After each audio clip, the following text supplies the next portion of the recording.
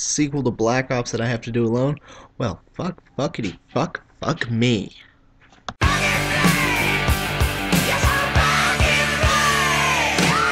Call of Duty Black Ops 2. Well, I guess this game just had to exist. The latest bastard child from Treyarch takes place in the not-too-distant future of 2025, with such futuristic inventions as horses and guns. The whole game has you swapping back and forth between former Black Ops characters that I never cared about and future Black Ops characters that I still don't give two halves of a whole fuck about. It should be no surprise that I'm not going to be very nice to this game, as I am one of the few reviewers without a large paycheck signed by Activision in the mail. The campaign starts with you storming a fucking old man's house so you can remember that your character has daddy issues and is the son of Alex Mason, the guy who ripped off the Manchurian Candidate. At which point you're taken to Africa to be the only white man there. The rest of the campaign is just back and forth between modern times and flashbacks so you can stop the evil warlord that sprang up right after the last evil warlord was killed in Modern Warfare 3, because that's what the Call of Duty universe is all about, warlords. The rest of the campaign is you swapping back and forth, fighting robots and in the 80s in covert assignments that feel like they should have been much more exposed to the world, and it would have actually made it easier for the last mission where you capture the great terrorist leader or kill him, with different endings depending on how much intel you've acquired and how many Strike Force missions you've done. I'll admit this one's better than the first, but that's like saying a retard humping a 3D model of the Eiffel Tower is better than a retard humping a picture of the same structure. The previously mentioned Strike Force missions are slightly fun as you get the brief tactical look at the game. I'll admit I only like them because they were a break from the Call of Duty formula and I could pretend I was playing a really shitty RTS where all my units were useless and could only follow my direction to go wait in a corner and circle jerk while I took control of a unit and cleared the mission easily. Anyway, the choices during these actions lead to potential different characters dying, and believe me, I did want everyone in this game to die. I think Moon, the zombies map in the first one, got it right because it gave me a goal I wanted to work for, a chance to blow up the fucking planet so none of these bastards are alive. I tried so hard to get the worst possible ending, but was unable to get one that made me feel satisfied with the amount of violence and death, and it's spending the necessary 12 minutes. That's right, this campaign is packed with an extra 2 minutes of blowing shit up. Since it is a future game, you get to fight against evil robots because the development team saw Terminator, but instead of Judgment Day, they just gave us another generic terrorist. It gives me an aneurysm thinking about how complicated and ridiculous the plot to this bullshit is.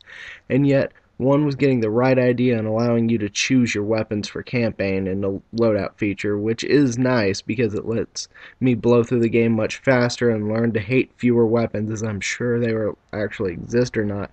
The future weapons are made to be believable, but to keep up with other popular franchises, they added new attachments like motherfucking heat vision. I almost feel like I'm forgetting something. Oh, that's right! The new Zombies mode in this one, marking the third installment in the Zombies franchise. If that means anything to you, go kill yourself right now. I can't think of how many people I know said, well, I'm only buying this game for the zombies, which I think you should only have to pay $20 for so they can give you a third of the actual game disc. Anyways, after the even more retarded storyline of Zombies franchise, it returns, thus the world has been ruined. If I remember correctly, in Moon it was destroyed. But nevertheless, people are still alive on this planet, and the zombies are too, now controlled by Dr. Krautenstein from the first one, who was partially responsible for the outbreak in the World War II era, and was a main character throughout the first Black Ops Zombie multiplayer mode. One has the initial startup maps for those who shelled out $100, and they get a remake of Nuketown, a popular map from the first one for Zombies mode. Also the Nuketown remake, Nuketown 2025, for multiplayer. And the new zombie map, Transit, which is pretty cool and ambitious for a game like this, which I have to admit. They try to stick to the whole tried and true method, so Transit is a nice detour from that.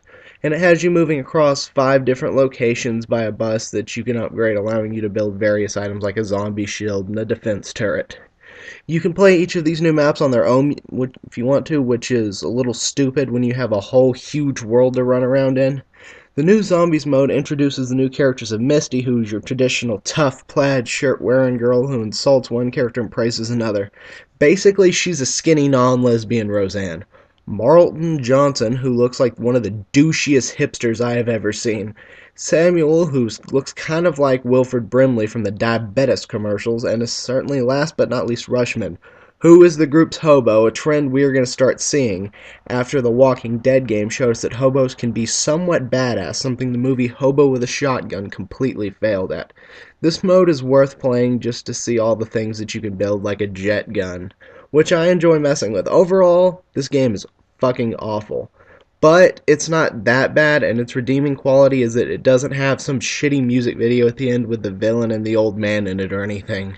And if for some unfathomable reason they were stupid enough to do that, at least they wouldn't make it a concert with a stupid, crappy grunge metal wannabe band like Avenged Sevenfold. That would be almost as retarded as letting somebody like Eminem make a trailer for one of your Modern Warfare games. Got it.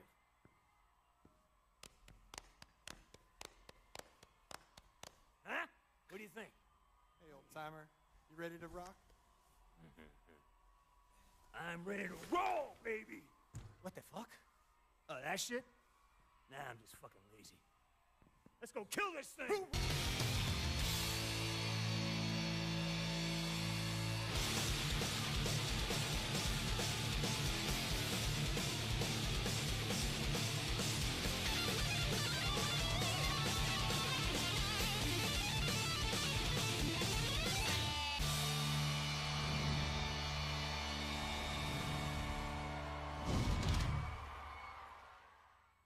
Oh, hell no.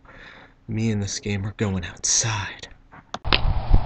Yeah, that's real fucking great. Buy the season pass, spend 20, 30 more bucks of my fucking money on this bullshit?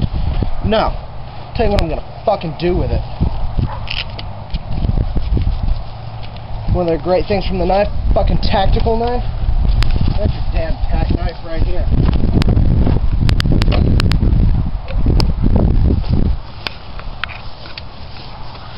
And after this ass load of a game.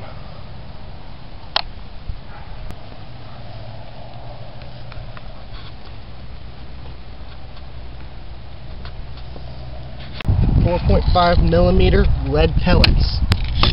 Air rifle, 1,200 feet per second. Show you what I think of this fucking game.